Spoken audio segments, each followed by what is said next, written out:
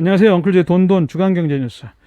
오늘은 국내 금융시장하고 가계금융 좀 살펴볼 텐데, 자, 금융시장 졸지 말고 투자해라. 53조 쏟아부은 동학개미 그들이 옳았다.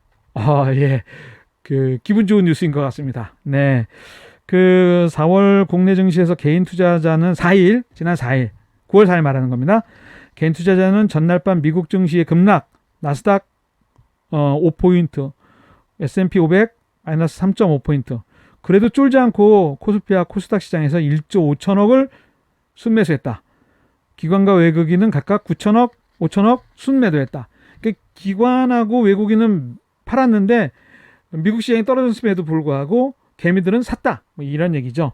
8월 마지막 거래일도 마찬가지입니다. 뭐 그런 한국 지수 변경 리밸런싱 MSCI라고 뭐 한국 지수를 산정하는 어떤 기준이 변경하는 것도 그런 변동성 요인인데, 외국인은 코스피와 코스닥 시장에서 1조 6천억 순매도했는데 개인은 쫄지도 않고 1조 5,696억 원을 순매수로 맞섰다. 지난해 말 중국 우한시에서 시작된 코로나19 감염병 유행에도 증시가 공포에 쌓였을 때 한 달 가까이 외국인은 무려 13조 5천억을 매도했는데 개인은 13조 4천억을 순매수했다. 5월 달에 이태원 클럽발 코로나 2차 유행이 시작되면서도 6월 9일부터 15일까지 일주일 동안 기관은 2조 8천억, 외국인은 8천억 정도를 매도했는데 개인은 3조 7천억을 순매수했다. 그 다음에 8월 중순 사랑제일교회하고 광화문 집회로 3차 코로나 유행이 퍼지면서 8월 14일부터 9월 14일까지 한 20일 가까이 기관은 3조, 외국인은 2조 7천억 순매도했는데 개인은 쫄지도 않고 6조 가까이 순매수했다. 네. 지금 제가 말씀드린 몇 번의 그런 그 기관과 외국인이 순매도를 했는데 이 모든 걸 개인이 다 받아주었다. 뭐 이렇게 얘기를 하고 있습니다. 개인 투자자는 올 들어 악재가 터질 때마다 대규모 순매수를 기록했는데, 그 증시 하락을 막은 증시 구원병이 개인이 될 줄은, 개미가 될 줄은 정말 전혀 예측을 하지 못했습니다. 올 들어 9월까지 개미는 코스피와 코스닥에서 총 53조 2천억을 순매수했는데 기관과 외국인은 24조 29조 순매도했습니다. 그러니까 기관과 외국인이 이 정도 팔았으면요, 한국 주식시장 제가 생각하기에는 한 1000조에서 50조가 움직였다는 말은 한 20% 이상, 10% 20% 가까이 떨어졌을 텐데, 동학개미가 없었더라면 한국 증시가 그 폭락을 온몸으로 받아들였어야 되는데 동학개미가 살렸습니다. 그런데 결과는 볼까요? 코스피하고 코스닥이 올 들어서 7.3%, 29.3% 올랐거든요. 그러니까 동학개미가 성공한 거죠.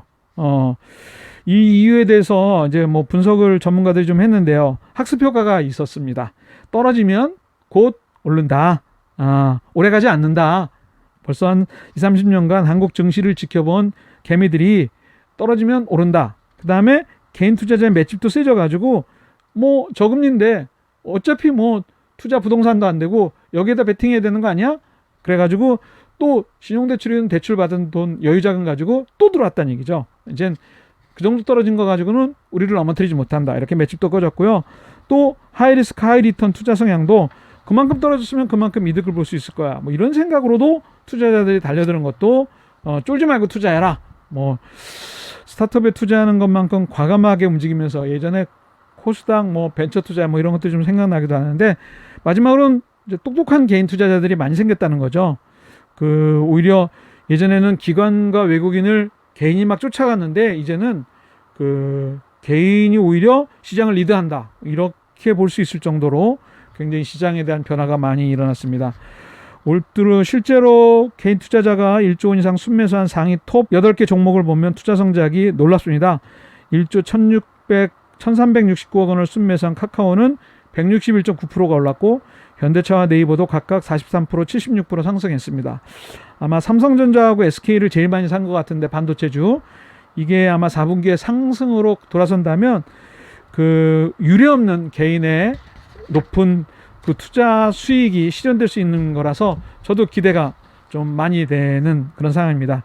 개인 투자자의 위력, 원포인트 코칭은 말씀드릴 수밖에 없네요. 동학개미가 2020년 구원투수 역할을 확실하게 했다. 그동안 한국 시장은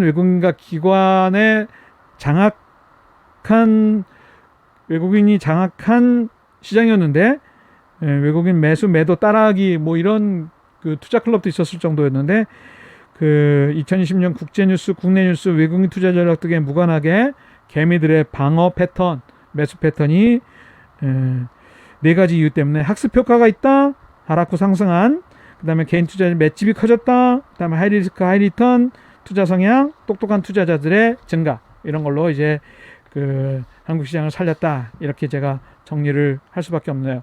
개인 순매수 종목이 반도체주 삼성전자하고 SK이기 때문에 아마 올해가 2020년이 주식시장의 굉장히 큰 전환점이 될 것 같아요.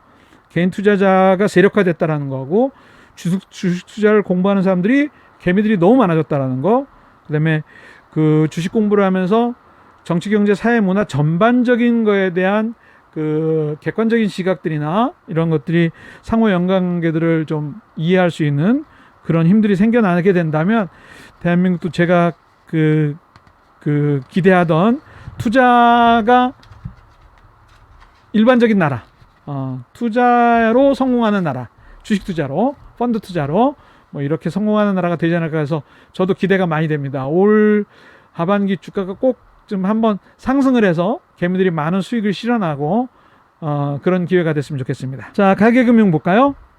동거는 되고 결혼은 안 된다. 이게 무슨 사회나 가정 뉴스 같은데, 제가 이런 뉴스를 선정한 데는 좀 이유가 있습니다. 먼저 그 내용부터 좀 전달해 드릴까요? 정부가 사실혼 관계 부부가 출산한 자녀도 신혼부부 특별공급, 신혼특공이라고 하는 주택 분양받을 때의 어떤 특별한 혜택 1순위 요건에 적용하기로 했다. 7일까지 입법 예고를 하면 10월께부터 시행될 예정이죠.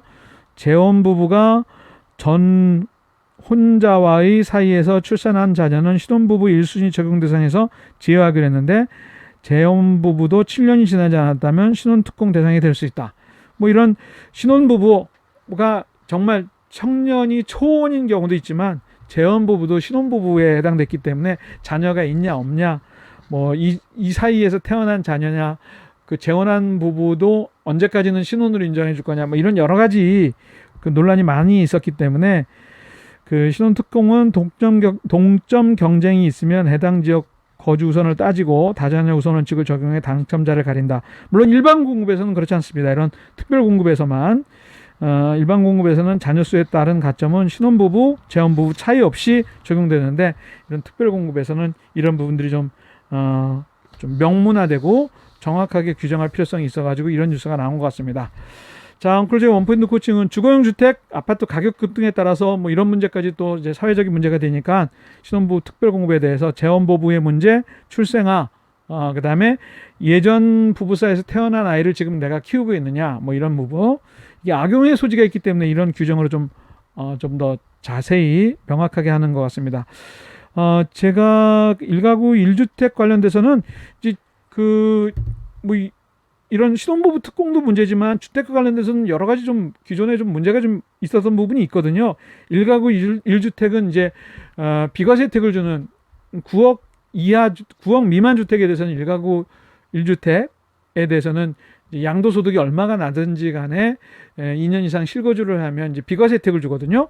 그런데 이게 법률상 부부이기 때문에 동거는 하고 혼인신고를 하지 않았을 경우에는 이게 1가구 1주택에서 조금 애매한 부분이 있습니다. 예를 들면 결혼하기 전에 그 신랑도 아버지가 증여해준, 아니면 자기가 구입한 주택이 있고요.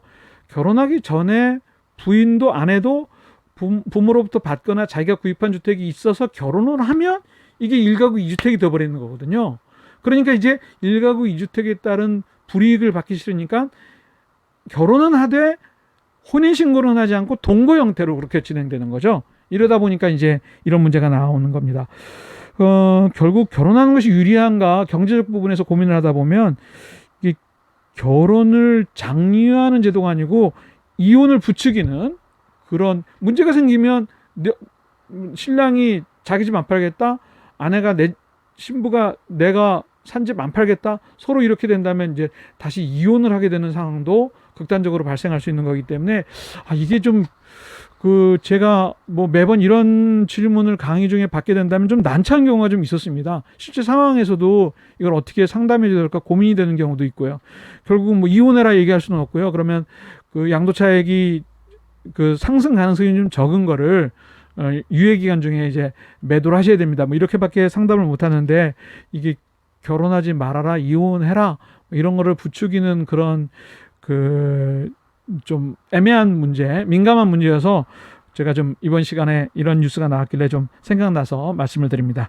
자, 앙클주의 주간 뉴스는 여기까지 하고요. 궁금하신 경제금융, 금융상품, 돈과 관련된 고민 댓글로 주시면 제가 고민해 드리고요. 방송을 보시면서 구독 또는 좋아요 눌러주시면 엉클조는 더 기쁜 마음으로 뉴스를 준비하겠습니다. 건강하십시오. 감사합니다.